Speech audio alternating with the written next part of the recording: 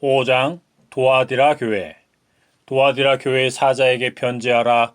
그 눈이 불꽃 같고 그 발이 빛난 주석과 같은 하나님의 아들이 이르시되, 내가 내 사업과 사랑과 믿음과 섬김과 인내를 아노니 내 나중 행위가 처음 것보다 많도다. 그러나 내게 책망할 일이 있노라. 자칭 선지자라는 여자 이세벨을 내가 용납함이니 그가 내 종들을 가르쳐 꾀어 행음하게 하고 우상의 재물을 먹게 하는도다. 또 내가 그에게 회개할 기회를 주었으되 자기의 음행을 회개하고자 하지 아니하는도다.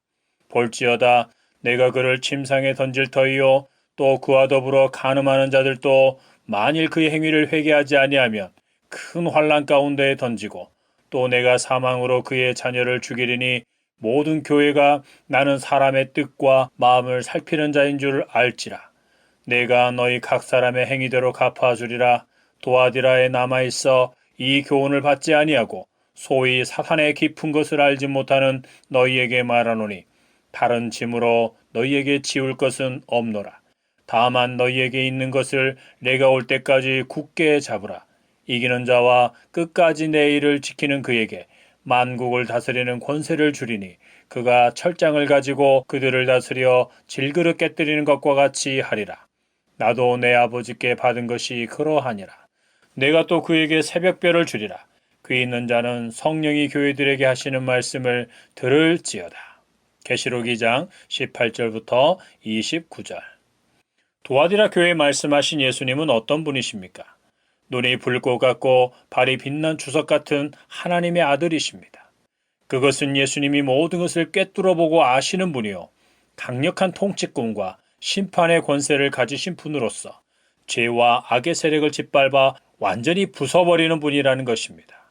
속된 말로 예수님에게 걸리면 뼈도 못 추릴 정도로 박살난다는 것입니다. 예수님에 대한 이런 묘사는 도아디라 교회 안에 꽤 심각한 죄가 행해지고 있다는 것과 그 죄에 대한 처벌이 매우 강력할 것임을 예고하고 있습니다. 도아디라 교회는 예수님을 위해 행하는 사업과 사역과 사랑과 믿음과 섬김과 인내에 있어서 고무적으로 자라가고 있는 것에 대해 칭찬을 받았습니다. 그 일에 참여한 성도들이 순수하게 칭찬을 받은 것입니다. 그들이 칭찬을 받은 것은 에베소 교회의 경우와 다릅니다. 에베소 교회는 예수님을 위해 귀한 사역들을 많이 행했지만 처음 사랑이 없는 상태에서 행한 것들이었습니다. 그래서 예수님을 위해 많은 사역, 심지어 이단과 거짓된 것들을 분별하고 물리쳐서 교회를 지키는 일들을 했음에도 불구하고 책망을 받았습니다.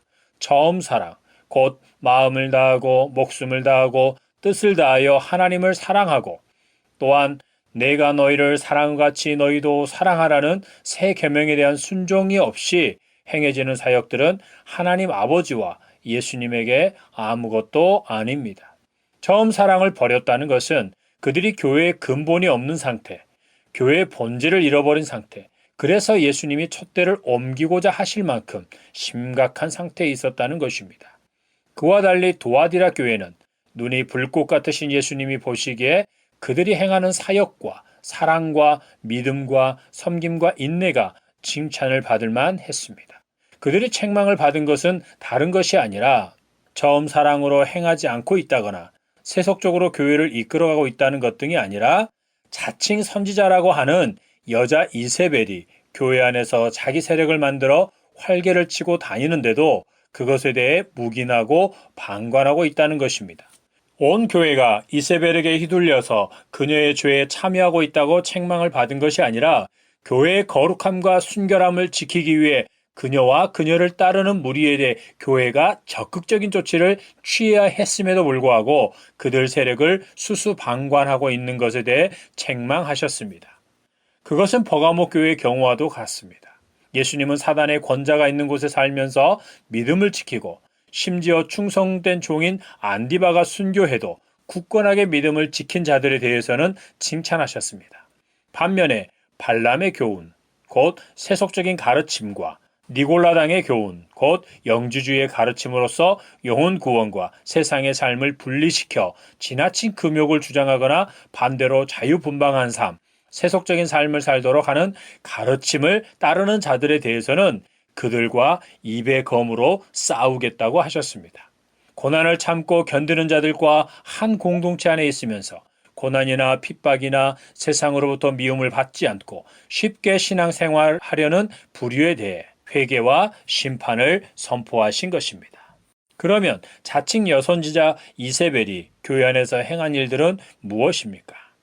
그가 내 종들을 가르쳐 꿰어 행음하게 하고 우상의 제물을 먹게 하는도다.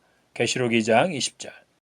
여기서 여선지자의 이름을 이세벨이라고 한 것은 실제 이름이라기보다 대명사입니다. 이세벨은 구약시대 이스라엘 아합 왕의 아내로서 아합 왕을 충동질하여 하나님 앞에서 악을 행하게 하고 아모리 사람과 같이 사마리아의 바알과 아세라 신전을 지어 섬기게 하여 백성들로 하여금 우상을 섬기게 하고 음행하게 한 대표적인 여인입니다. 악하고 음란한 여인입니다. 그때 이후로 이세벨이라는 이름은 사람들로 하여금 우상 숭배하게 하고 음행하게 하는 자들의 대명사로 쓰이게 되었습니다. 큰 성 바벨론도 같은 경우입니다. 과거 아합 왕의 아내였던 이세벨과 같은 일을 행하는 자가 두아디라 교회 안에 있다는 것입니다. 그는 하나님께서 세우신 자가 아니라 사람들에게 자기를 하나님이 기름 부어 세운 선지자 또는 사역자라고 소개하고 사역자 행세를 하며 사람들로 하여금 자기를 따르게 만드는 자입니다. 사람들이 그를 사역자로 착각하고 따르는 이유는 그가 여러 가지 능력, 곧 예언이나 치유, 뛰어난 언변 등의 능력을 나타내기 때문입니다.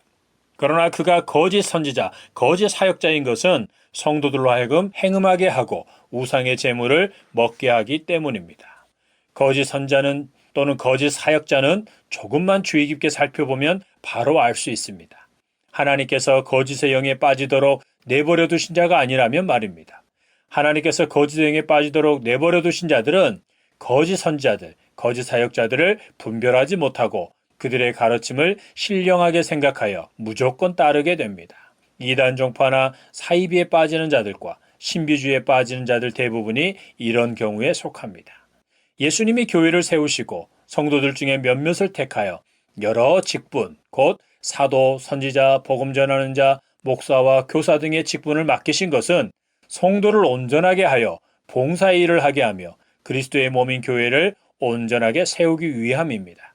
그것은 교회 공동체가 하나님의 아들을 믿는 것과 아는 일에 하나가 되어 온전한 사람을 이루어 그리스도의 장성한 분량이 충만한 데까지 이르기 위함입니다. 그래야만 교회가 어린아이가 되지 아니하여 사람의 속임수와 간사한 유혹에 빠져 온갖 교훈의 풍조에 밀려 요동하지 않게 되는 것입니다. 결국 교회는 사랑 안에서 참된 것을 하여 머리이신 예수 그리스도에게까지 자라가야 합니다. 그래서 교회 지도자들의 역할은 교회의 공동체로 하여금 성도들로 하여금 머리이신 예수 그리스도에게까지 자라가 예수 그리스도를 온전하게 드러내게 하는 것입니다. 그것은 교회가 예수 그리스도의 사랑으로 서로를 사랑하고 교회를 혼란스럽게 하고 어지럽히는 이단들과 사이비들 그리고 세속적인 가치관들을 분별하고 대적하여 물리침으로 이루어집니다. 그러나 두아디라 교회 지도자들은 그러지 못했습니다. 그들은 사탄의 깊은 것을 알지 못하고 묵인하거나 또는 방관하고 있었습니다. 그들은 누룩의 영향을 너무 쉽게 생각했는지도 모릅니다. 누룩은 아무리 적은 양이더라도 일단 반죽에 들어가기만 하면 그 반죽을 다 부풀립니다. 그들을 내버려두면 결국 교회는 그 누룩에 의해 다 오염되고 말 것입니다. 교회의 순결보다 교회의 성장, 유지, 안정을 추구할 때 교회는 누룩에 오염됩니다. 오늘날 우리는 나쁜 누룩에 거의 다 부풀어 오른 한국 교회의 모습을 보고 있습니다. 한국 교회를 오염시킨 누룩은 일제강점기와 6.25 전쟁을 겪으면서 한국 사회에 만연해 있던 누룩이 여과 없이 교회에 들어온 것이고 당시 많은 목회자들도 그 누룩의 위험성을 간과하고 성장에만 집착했습니다.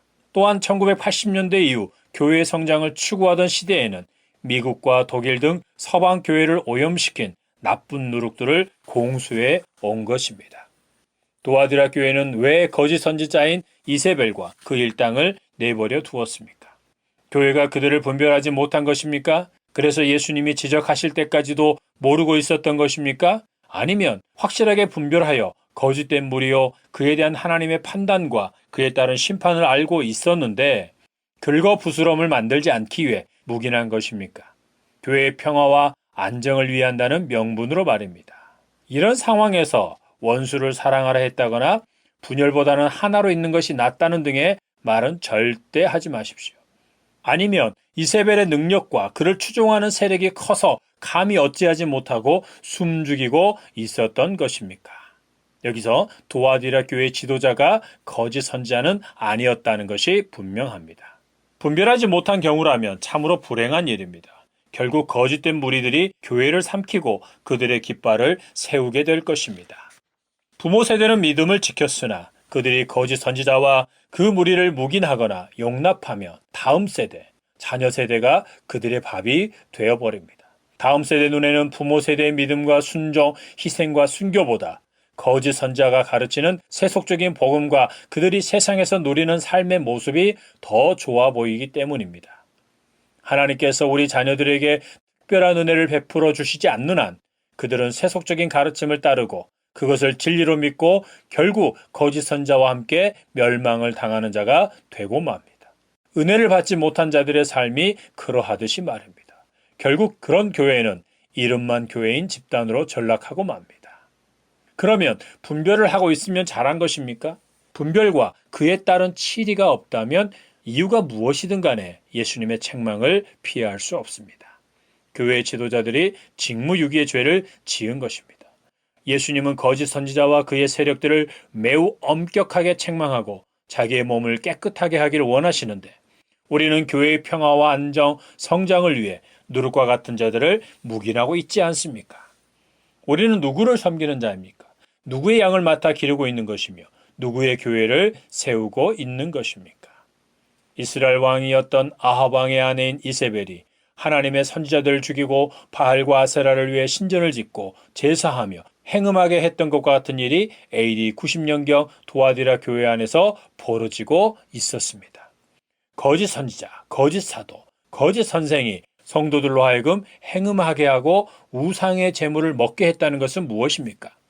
문자 그대로 당시 로마의 신들을 음란하게 섬기는 제사의식에 참여하게 하여 거리낌 없이 우상을 숭배하게 하고 행음하게 했다고 볼 수 있습니다. 먹고 살기 위해서는 불가피한 선택이라고 하면서 말입니다. 우상 숭배는 다른 종교의 신을 섬기는 것만을 말하지 않습니다. 하나님보다 더 사랑하고 의지하는 모든 대상이 우상입니다. 의식주 문제 때문에, 자기의 즐거움과 만족 때문에, 그리고 마음과 육체의 치유를 위해서 가족과 자녀들의 문제에 있어서 하나님보다 다른 어떤 것, 다른 어떤 대상을 더 의지하고 추구한다면 그는 우상 숭배를 하고 있는 것입니다. 물론 의식주, 즐거움, 건강, 가족, 자녀, 학벌, 돈 그 자체가 우상이 되기도 합니다. 이스라엘 백성이 가나안 땅에 정착해서 가나안족의 신인 바알과 아세라를 섬긴 이유가 무엇이었습니까?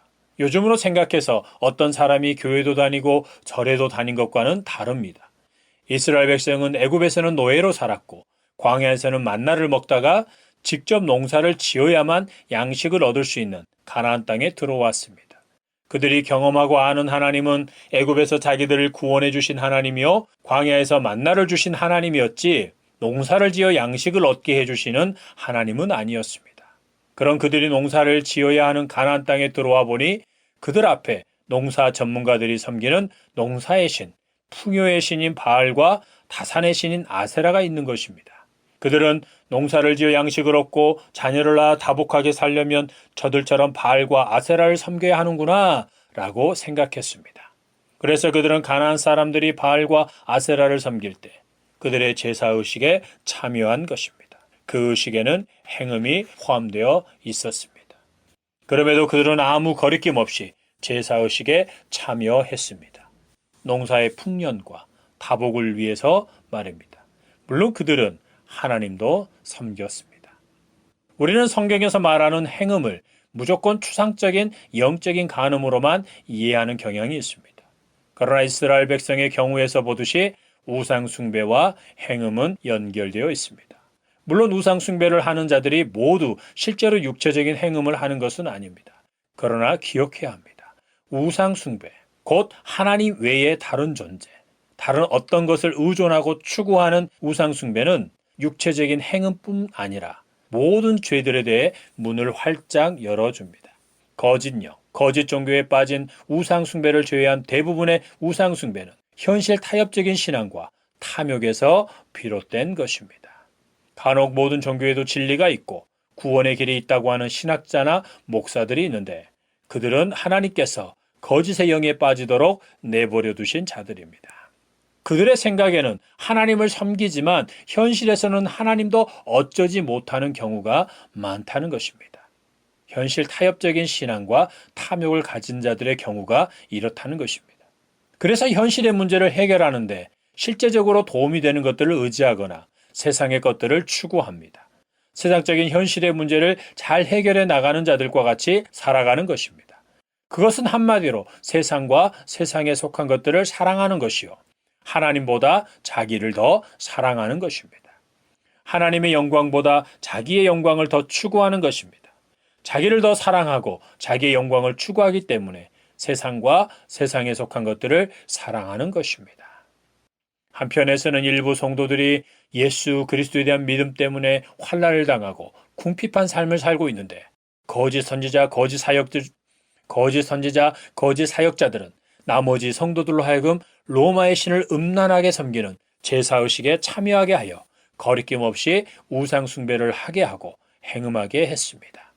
거짓 사역자들은 성도들로 하여금 현실의 삶, 먹고 사는 문제와 땅에서 잘 되는 문제를 더 중요하게 생각하도록 미혹합니다. 만선을 바라면서 지내는 제사인 풍어제를 공개적으로 거부하는 어부, 드라마나 영화 주인공이 애군을 맞고 흥행을 바라면서 드리는 고사에 불참하거나 절하는 것을 거부하는 경우에 그가 어떤 일을 당하겠습니까? 오늘날보다 당시에는 각 업종과 관련된 신에게 제사하는 일을 절대적으로 중요하게 여겼습니다. 그들은 그것을 자기들이 하는 일의 성패를 좌우하는 것으로 여겼습니다. 거짓 사역자들은 미혹의 영에 사로잡힌 자들입니다. 그들은 믿음 때문에 말씀대로 순종하는 것 때문에 핍박과 순교를 당하고 있는 성도들을 어리석고 고지식한 자, 심지어 잘못된 믿음을 가진 자로 치부해 버립니다. 그러면서 그들처럼 가난하고 비천하게 살 것이 아니라 세상의 풍조, 세상의 가치관을 따라 살아가므로 세상 사람들과 어깨를 나란히 하고 사는 것이 더 지혜로운 것이라고 가르쳤습니다. 가난하고 핍박을 당하는 비천한 삶이 아니라 세상에서 인정받고 부유한 삶을 통해 하나님의 일을 멋지게 감당하고 예수님을 증거하는 일에 더욱 효과적으로 할 수 있다는 것입니다. 이런 주장과 가르침은 죄인들의 타락한 본성과 욕망, 탐욕과 너무도 잘 맞아떨어져서 매우 강력하게 사람들을 설득합니다. 그래서 이런 가르침에는 수많은 사람들이 불나방처럼 모여듭니다. 하나님의 일을 더욱 효과적으로 하기 위해서는 부와 권력을 얻어야 하는데 그러려면 로마가 지배하는 세상에 살기 때문에 로마의 법을 따라야 한다는 것입니다. 그러기 위해서는 황제 숭배와 로마의 신들에게 제사를 드리는 일과 각 업종마다 섬기는 신에게 제사하는 일에 참여하여 일할 자격을 얻고 자유롭게 경제활동도 해서 돈을 벌라는 것입니다. 속된 말로 믿는 자들이 지질이 궁상을 떠는 모습으로 살면 누가 그들을 보고 예수님을 믿겠냐는 것입니다. 그러나 기억합시다. 하나님께서 누군가를 택하여 구원하신다면 먼저 믿는 자들의 외모, 그들의 삶의 형편이나 세상적인 지위 등을 초월해서 그로 하여금 예수 그리스도를 주님으로 믿고 영접하게 하십니다. 만약 누군가가 예수님을 믿으려고 하는데 먼저 믿는 자들의 외모, 죄 짓는 모습이 아니라 경제적으로나 사회적인 지위와 형편 등 그런 외모가 그에게 걸림이 되어 예수님 믿기를 주저한다면 그는 하나님께서 택하신 자가 아닙니다. 사도들과 초대교회 성도들이 예수님을 주님으로 믿은 것이 예수님의 외모 때문이었습니까? 아닙니다. 성도들이 사도들이 전한 예수님을 믿은 것이 사도들의 외모 때문이었습니까? 아닙니다. 속된 말로 그들이 자기 명대로 다 살기를 원했다면 절대로 예수님을 믿지 말아야 했습니다. 왜냐하면 당시 예수님은 세상 임금에 의해 종교적으로는 신성모독자요, 정치적으로는 반역자로 가장 험악한 십자가형에 처해진 분이었기 때문입니다. 그런 분을 주님으로 믿고 따른다면 자기도 예수님과 같은 처지가 될 각오를 해야 했습니다. 오늘날 하나님의 택하심을 받아 은혜로 예수님을 주님으로 믿고 영접한 자들 또한 마찬가지입니다. 혹 예수님을 믿는 자들의 외모, 잘된 사람의 경우를 보고 예수님을 믿고자 교회에 나온 자가 있습니까? 예수님을 믿으면 자신도 그 사람처럼 잘 될 수 있다고 생각해서 말입니다. 당장 자기의 믿음을 점검해 보아야 합니다. 대형교회 목사들을 보고 신학교에 입학하는 사람들이 있습니다. 그들이 보기에 목사라는 직업이 꽤 먹고 살만한 대접받은 직업으로 보인 것입니다. 참으로 안타까운 것은 교회 안에서조차 서로를 외모로 판단하고 대하고 있다는 것입니다. 목사가 성도를, 성도가 목사를, 성도가 성도를 외모로 판단하고 가려서 사귀려고 합니다. 하나님 아버지, 우리를 불쌍히 여겨 주옵소서. 하나님께서는 자기를 섬기는 자가 적다고 조급해하는 분이 아니십니다. 하나님께서는 교황과 그 무리가 권력을 잡고 군림한 1000년 이상의 세월 동안도 침묵하셨습니다. 그 기간 동안 참된 믿음을 가지고 하나님을 섬기던 자들은 지극히 소수에 불과했고 그들은 교황과 그 무리들에 의해 철저히 짓밟혔습니다. 그 기간 동안 로마 가톨릭은 어땠습니까? 그들은 세상 권력자들에 의해 환난이나 핍박을 당하거나 순교하지 않았습니다. 오히려 그들은 하나님의 이름으로, 금송아지의 경우처럼 그들이 만들어낸 하나님의 이름으로 황제의 권력을 넘나드는 권력을 차지하고 휘두르며 군림했습니다. 그런 막강한 권력, 그리고 그에 따른 막대한 부가 그들 스스로를 타락하게 만들었습니다. 아니, 그들은 처음부터 권력과 부를 위해 하나님의 이름을 내세워 왕과 백성들을 위협하고 자기들 앞에서 머리를 조아리게 만들었습니다. 자기들을 하나님의 대리자로 추켜 세우면서 말입니다. 하나님이신 예수님도 하나님의 대리자를 자처하지 않으셨는데 신령하기는커녕 탐욕스러운 그들이 감히 하나님의 대리자를 자처한 것입니다. 수많은 성상들과 성물 숭배, 성직자들의 부정부패와 성적인 타락, 종교재판을 비롯해서 자칭 성전, 거룩한 전쟁이라고 하는 십자군 전쟁 등을 통한 수많은 살인 등 그들의 죄악은 이루 말할 수 없습니다. 그 시대는 하나님의 이름으로 우상 숭배와 음행과 간음, 살인이 저질러지고 정당화되었습니다. 교황과 추기경, 사제들의 말이 곧 하나님의 말씀으로 여겨졌습니다. 그들을 거역하는 것은 곧 하나님을 거역한 것이었습니다. 누가 누구를 거역한 것입니까? 그들은 자기들의 부와 권력으로 사람들을 억압하고 착취했으며 하나님의 이름으로 위협하며 그들 위해 군림했습니다. 그럼에도 하나님께서는 그들을 내버려 두셨습니다. 포악하고 탐욕스러운 그들이 순수한 믿음을 가진 자기 백성을 잔인하게 짓밟는데도 내버려 두셨습니다. 무려 1000년 이상을 말입니다. 하나님께서는 죄인들을 구원해내지 못해 안달이 나신 분이 아닙니다. 자기를 예비하는 자들이 적다고 안절부절 못하시는 분이 아닙니다. 하나님의 절대 주권에 속해 있습니다. 하나님은 무언가 부족해서 천지와 그 가운데 모든 것을 지으신 것이 아닙니다. 하나님께서는 자기의 영광을 위해 천지 만물을 지으셨고 또한 사람을 지으셨습니다. 그러므로 우리가 하나님의 손에 의해 지음 받았다는 것이 영광이요 택하심을 받아 구원받았다는 것이 영광일 뿐입니다. 하나님께서는 조급하지 않으신데 우리가 조급해서, 아니 죄인들의 구원이 우리 손에 달린 것처럼 급진적으로 전도를 하고 있습니다. 그러다 보니 복음의 내용이 변질되고 너무도 많이 왜곡되어 버렸습니다. 오늘날 우리는 현실과 타협한 신앙인들을 너무도 쉽게 볼 수 있습니다. 그들에게는 예수 그리스도를 믿고 따르는 것보다 먹고 사는 문제가 더 중요합니다. 예수님의 제자로 사는 것보다 이 세상에서 어떻게 하면 안정된 삶을 살 것인가, 성공할 것인가에 집중되어 있습니다. 심지어 그런 삶을 위해 예수님을 믿겠다고 교회에 나오고 있습니다. 도아디라 교회는 거짓 선자 이세벨이 그러한 일을 주도하였는데 오늘날은 변질된 목회자가 선동하는 것만이 아니라 교인들 스스로 자기들의 육체의 본성을 따라 그렇게 살아갑니다. 그들에게는 참된 목회자들의 말씀이 들리지 않습니다. 들으려고 하지 않습니다. 목적하는 바가 다르기 때문입니다. 그들의 기호와 기대, 노골적인 요구, 그리고 그들의 기분을 살피는 목회자들 때문에 설교가 변질되고 있습니다. 하나님과 예수님, 믿음을 말하지만 투자 설명회나 인문학 강좌 등이 추구하는 목표와 같고 그것들에서 쉽게 들을 수 있는 내용이며 그렇다고 강의 수준이 높은 것도 아닌 설교, 세상 강좌에서 제시하는 방법에 비해 매우 확률이 낮은 방법을 제시하는 설교들이 강단에서 행해지고 있습니다. 물론 이것은 수십 년에 걸쳐서 목회자들이 잘못 가르쳐 왔기 때문입니다. 목회자들이 예수님의 제자로 살아가는 것에 대해 가르쳤더라도 배부른 제자, 배고픈 철학자나 배부른 돼지가 아니라 배부른 철학자로 사는 것을 가르쳤기 때문입니다. 예수님은 제자들에게 그들이 예수님을 잘 따르면 땅에서 배부르게 될 것이라고 가르치지 않으셨는데 제자 훈련을 하는 목회자들은 그렇게 가르칩니다. 그리고 그렇게 배부른 제자들, 제자 훈련 과정은 마쳤으나 제자의 삶보다는 세상에서 높은 지위와 부를 누리며 사는 교인들이 교회 안에서도 중요한 직분을 받고 영향력을 행사합니다. 그래서 일반 교인들은 수십 년 동안 배부른 제자들이 교회 안과 밖에서 주류 세력이 되어 영향력을 끼치고 칭송받는 것을 보고 그들을 부러워하며 살아왔습니다. 그들이 보기에 배부른 제자들이야말로 아주 멋지게 예수님을 믿는 사람들처럼 보인 것입니다. 그래서 그들은 기도합니다. 하나님을 위해 큰 일을 할 수 있도록 거룩한 부자, 성부가 되게 해 주십시오. 그들은 과연 사도들이 전한 복음을 듣고 깨달은 자입니까?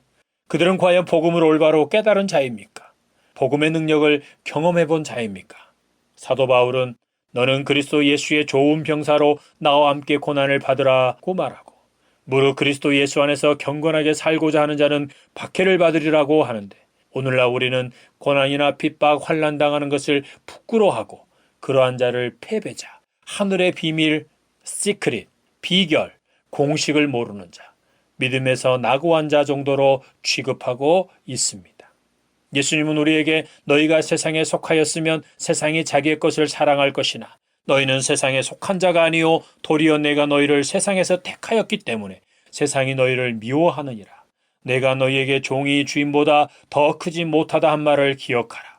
사람들이 나를 박해하였은즉 너희도 박해할 것이요 내 말을 지켰은즉 너희 말도 지킬 것이라. 그러나 사람들이 내 이름으로 말미암아 이 모든 일을 너희에게 하리니 이는 나를 보내신 이를 알지 못함이라고 말씀하셨습니다. 그렇다면 오늘날 세상의 미움이나 핍박을 피하려 하고 그것을 위해 그들과 친구가 되려고 하는 자들이 믿는 예수는 어떤 예수입니까? 예수님은 현실과 타협한 신앙, 세속적인 신앙을 가르치는 자와 그 가르침을 따라 사는 자들을 반드시 심판하실 것입니다. 세상을 사랑하고 세상과 친구가 된 자들을 그들이 행음하는 침상에 던짐으로 그들이 친구로 여긴 세상에 의해 수치를 당하게 하실 것입니다. 또한 그들이 그렇게도 피하려고 했던 환난이 도둑같이 임하게 하실 것입니다. 그들이 당하는 환난은 믿는 자가 당하는 환난이 아니라 믿는 도끼에 발등 찍히는 것과 같이 세상으로부터 배신을 당하는 것입니다. 그들의 오염된 신앙은 그들의 자녀를 죽이기까지 합니다. 오늘 우리는 그런 일을 보고 있습니다. 그들의 자녀들의 신앙이 어떤 지경에 이르렀는지를 말입니다. 그와 같은 일을 당하는 것이 그들에게 억울한 것은 거짓 선지자 역할을 하고 그런 거짓 선지자의 가르침에 따라 살면서 세상과 친구가 되어 살았는데 세상이 그를 그리스도인으로 여겨 핍박하고 죽인다는 것입니다. 하나님의 심판은 초월적이지 않습니다. 전쟁과 기근, 질병, 사건, 사고, 인간관계를 통해 이루어집니다. 그들이 참 그리스도인으로서 그런 일을 당한 것이 아니라서 억울하다는 것입니다. 당시 로마 시대로 들어가 상상해 봅시다. 그리스도인이라는 정체가 탄로나면 무조건 잡혀가 옥에 갇히고 원형 경기장에서 군중들의 재미와 만족을 위해 잔인하게 죽임을 당하거나 갖은 방법으로 인해 순교했습니다. 그런데 교회 안에 이런 상황을 모면하기 위해 세상과 타협함으로 핍박도 면하고 세상 권력자들과 친구가 되어 그들과 교류를 함으로 부를 쌓고 편안하게 살고자 하는 자들이 있었습니다. 그들은 실제로 교회 안에서나 밖에서 부유한 삶을 살았습니다.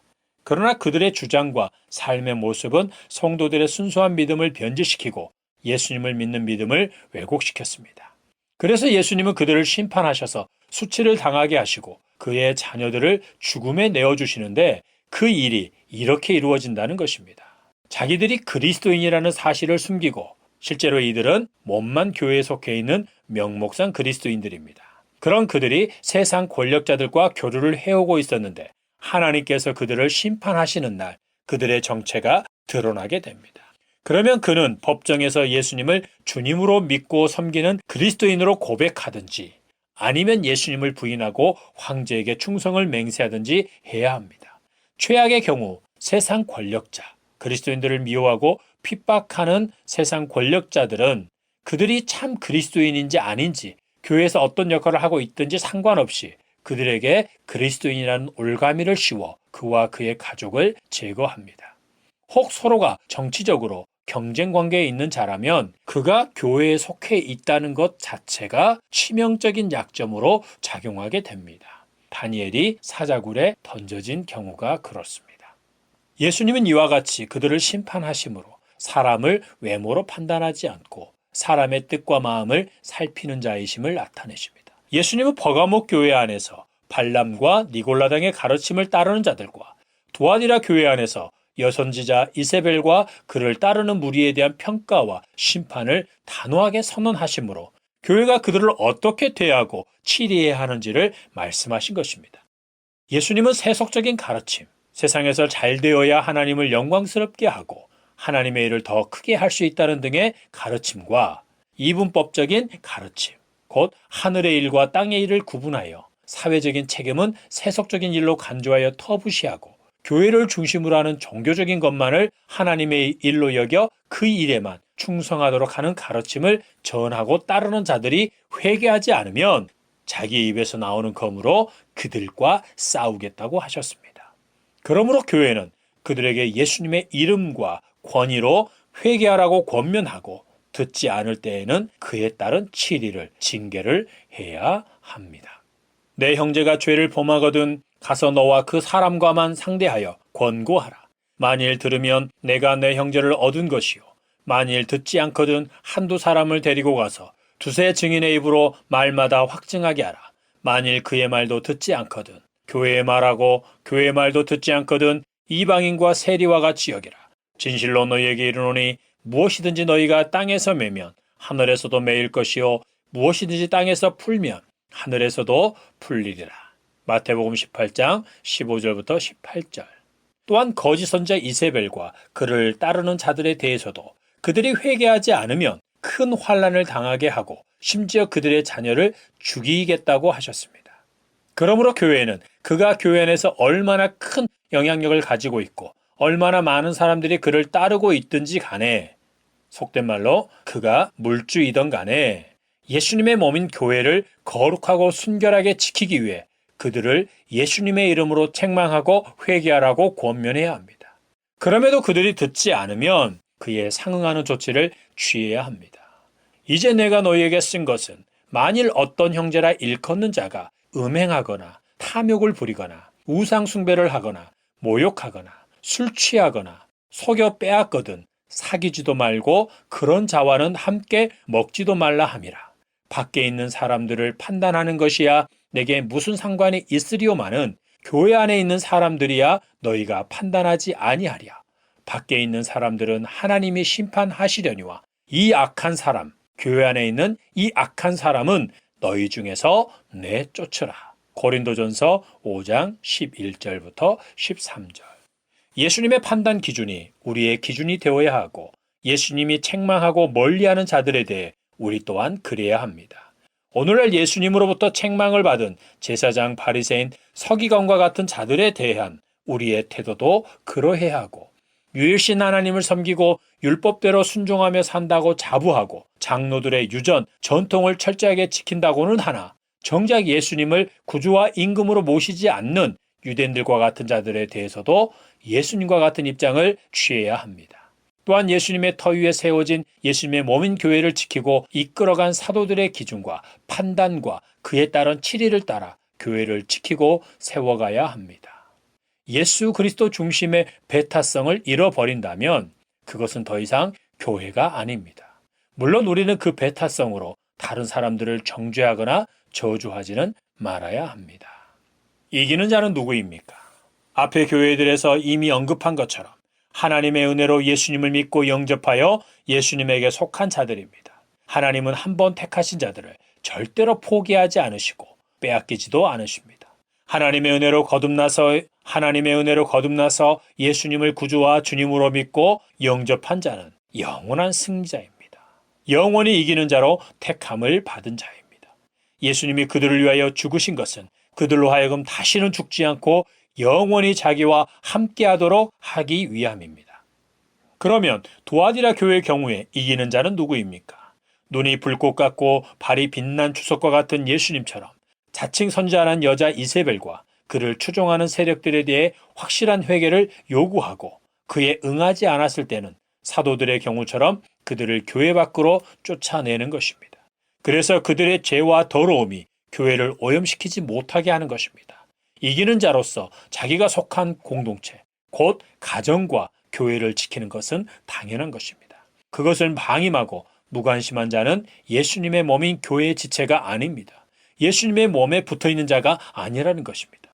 예수님의 몸이라고 하는 교회가 문둥병에 걸렸든지 아니면 개개인이 문둥병에 걸렸을 가능성이 높습니다. 그것도 아니라면 그는 주님의 몸인 교회가 아닌 자기들만의 교회인 모임에 속한 자입니다. 끝까지 내 일, 곧 예수님의 일을 지키는 자는 누구입니까? 전도하고 선교하는 것입니까? 사역을 포함하고는 있지만 사역만을 가리키는 말은 아닙니다. 우리는 하나님의 일을 지나치게 사역 중심으로 생각하는 경향이 있습니다. 하나님의 일, 예수님의 일은 무엇입니까? 예수께서 대답하여 이르시되 하나님께서 보내신 일을 믿는 것이 하나님의 일이니라. 요한복음 6장 29절. 예수님의 일은 하나님께서 보내신 일, 이 곧 예수님을 믿는 것입니다. 예수님을 유일한 구원자로, 삶의 주인으로, 절대 복종해야 할 왕으로 모시고 살아가는 것입니다. 그것은 예수님과 하나로 연합하여 사는 삶입니다. 예수님을 믿는다는 것은 믿음으로 사는 자가 된다는 것이기 때문입니다. 어떤 사역을 하고 있느냐가 아니라 믿음으로 살고 있느냐가 중요합니다.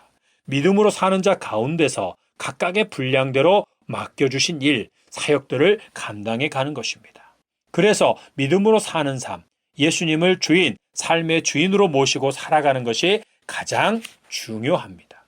그것이 없는 사역은 믿음으로 하는 것이 아니기에 하나님과 상관이 없습니다. 옳게 보이는 사역, 하나님의 일이라고 일컬어지는 사역에 모든 성도들이 다 참여해야 하는 것은 아닙니다. 믿음의 분량과 삶에서 각각 주어진 역할은 다 다릅니다. 모든 사역들 중에 가장 중요한 사역은 믿음의 가정을 세우는 것입니다. 가정이 교회가 되게 하는 것입니다. 가정이 말씀대로 하나님의 질서대로 세워지지 않으면 미래가 없습니다. 또한 믿음의 가정으로 세워가지 못하는 자는 공적인 사역에 참여할 자격이 없습니다. 그것은 직분자의 자격 중에 가장 중요한 조건입니다. 디모데서 3장과 디도서를 참고하시기 바랍니다. 또한 공동체를 빚으신 하나님의 손, 페이지 243페이지부터 267페이지까지 내용을 참조하시기 바랍니다. 그 조건이 직분을 맡을 자의 조건입니다. 그 조건에 합당한 자가 직분을 맡고 그 직분자가 사역을 맡아 하는 것입니다. 택함을 받은 자, 곧 예수님을 믿어 하나님의 자녀가 된 자는 반드시 이기는 자가 되며 하나님께서는 그를 통해 원하시는 바를 반드시 이루십니다. 그래서 그는 끝까지 예수님의 일, 곧 예수님을 믿는 믿음을 지키고 믿음으로 사는 자가 됩니다. 그것은 하나님의 은혜와 열심으로 이루어지는 것입니다. 하나님의 택하심을 받고 아버지의 은혜와 사랑 가운데서 사는 것이 얼마나 복된 삶인지요. 예수님은 이기는 자에게 만국을 다스리는 권세를 주리니 그가 철장을 가지고 그들을 다스려 질그릇 깨뜨리는 것과 같이 하리라고 약속하십니다. 이 말씀은 예수님이 제자들에게 약속하신 예수께서 이르시되 내가 진실로 너희에게 이르노니 세상이 새롭게 되어 인자가 자기 영광의 보좌에 앉을 때에 나를 따르는 너희도 12보좌에 앉아 이스라엘 12지파를 심판하리라는 말씀의 다른 표현입니다. 예수 그리스도 안에 있는 자들은 예수님과 함께 하늘에 앉은 자들이요 왕같은 제사장입니다. 그러므로 만국을 다스리는 권세는 성도들이 땅에서 사는 동안 세상과 세상에 속한 자들 위에서 그들을 정죄하고 심판하는 것이 아니라 예수님이 다시 오셔서 세상을 심판하실 때 예수님 안에 속한 자로서 예수님과 함께 왕노릇할 것임을 말씀하신 것입니다. 하나님 아버지와 예수님 외에 그 누구에게도 세상과 세상에 속한 자들을 정죄하고 심판할 권세는 없습니다. 그러므로 성도요 아무리 신령한 능력을 가진 자라도 다른 사람들을 비난하고 정죄하는 것은 하나님의 고유 권한을 침범하는 것입니다. 특히 목회자, 사역자가 이유 여하를 불문하고 성도를 비난하고 정죄하며 심지어 저주하는 것은 자기 머리에 저주를 쌓는 것입니다. 그가 그렇게 하는 것은 하나님에 대하여 무지하거나 오만하기 때문입니다. 그렇지 않고서야 하나님께서 예수님의 피로 사신 성도를 감히 비난하고 저주할 수 있겠습니까? 우리는 예수 그리스도 안에서 예수 그리스도의 이름으로 제사장의 역할을 하도록 부르심을 받은 자들입니다. 예수 그리스도께서 하나님 아버지의 택하심을 받은 자들을 위하여 십자가의 자신을 내어주심으로 대제사장의 역할을 완전하게 감당하셨듯이 우리도 그렇게 해야 합니다. 하나님께서 우리를 예수 그리스도 안에서 왕같은 제사장으로 삼으셨기 때문입니다. 그러나 성도 위에 군림하면서 권세를 부리는 자나 성도들을 함부로 대하는 자는 그가 누구든지 간에 예수님과 사도들의 길에서 크게 벗어난 자들입니다. 사도들의 본을 따르지도 않으면서 사도들처럼 낮은 자리에서 성도들을 섬기지도 않으면서 사도들의 가르침을 따라 가르치지도 않으면서 사도들의 전통을 따르고 있다고 주장하는 자들입니다. 예수께서 제자들을 불러다가 이르시되 이방인의 집권자들이 그들을 임의로 주관하고 그 고관들이 그들에게 권세를 부리는 줄을 너희가 알거니와 너희 중에는 그렇지 않아야 하나니 너희 중에 누구든지 크고자 하는 자는 너희를 섬기는 자가 되고 너희 중에 누구든지 으뜸이 되고자 하는 자는 너희의 종이 되어야 하리라. 인자가 온 것은 섬김을 받으려 함이 아니라 도리어 섬기려 하고 자기 목숨을 많은 사람의 대속물로 주려 함이니라. 마태복음 20장 25절부터 28절. 땅에 사는 동안 예수 그리스도 안에서 믿음으로 제사장의 역할을 충성되게 감당한 자들이 마지막 날에 예수님과 함께 만국을 다스리는 자로 서게 됩니다. 예수님은 이기는 자, 예수님의 일을 끝까지 지키는 자에게 새벽별을 주겠다고 하십니다. 새벽별은 무엇입니까?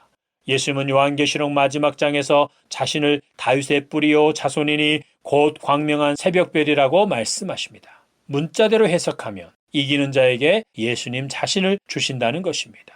그런데 예수님은 이미 우리를 위해 십자가에 자기를 내어주시지 않았습니까? 그래서 우리가 죄사함을 받고 하나님의 자녀요 영원히 이기는 자가 된 것이 아닙니까? 그런데 또다시 자기를 우리에게 주신다는 것은 무슨 말입니까? 예수님은 세상의 빛으로 오셨습니다. 어둠 가운데 사는 자들에게 빛, 곧 생명의 빛을 주기 위해 오셨습니다. 이제 예수님을 믿고 순종하는 자는 빛이신 예수님이 그들 안에 거하심으로 빛 가운데 사는 자들입니다. 그들은 어둠으로 가득한 세상에서 빛으로, 빛의 자녀로 살다가 빛의 나라에 갑니다. 그들이 그 나라에서 예수님으로부터 새벽별을 받습니다. 그 별은 광명한 새벽별입니다. 영원히 밝게 빛나는 별입니다. 그래서 그 나라에는 해와 달이 필요하지 않습니다. 예수님은 끝까지 믿음을 지키고 온 자기 백성들에게 또다시 자기를 내어주십니다. 과거에는 택한 자들을 구원하시기 위해 십자가에 피 흘려 죽기 위해 자신을 내어주셨고 이제는 빛이신 예수님을 믿고 따르는 빛의 삶을 사는 것 때문에 땅에서 미움과 핍박과 죽음을 당한 그들에게 영원히 빛나는 별이신 자신을 내어주시는 것입니다. 그래서 그들이 줄이지도 않고 목마르지도 않고 어떠한 것에도 상하지 않도록 예수님이 그들의 목자가 되어 생명수샘으로 인도하시고 그들의 눈에서 모든 눈물을 씻어 주십니다. 첫 번째로 자신을 내어주신 예수님이 우리가 땅에 사는 동안 우리 안에 영으로 계셨지만 우리가 이기는 자로 천국에 가면 예수님은 또다시 자신을 우리에게 내어주사 얼굴과 얼굴을 마주대하고 보며 우리와 영원히 함께 거하시는 것입니다. 영원한 만나로, 영원한 새벽별로 말입니다. 아멘.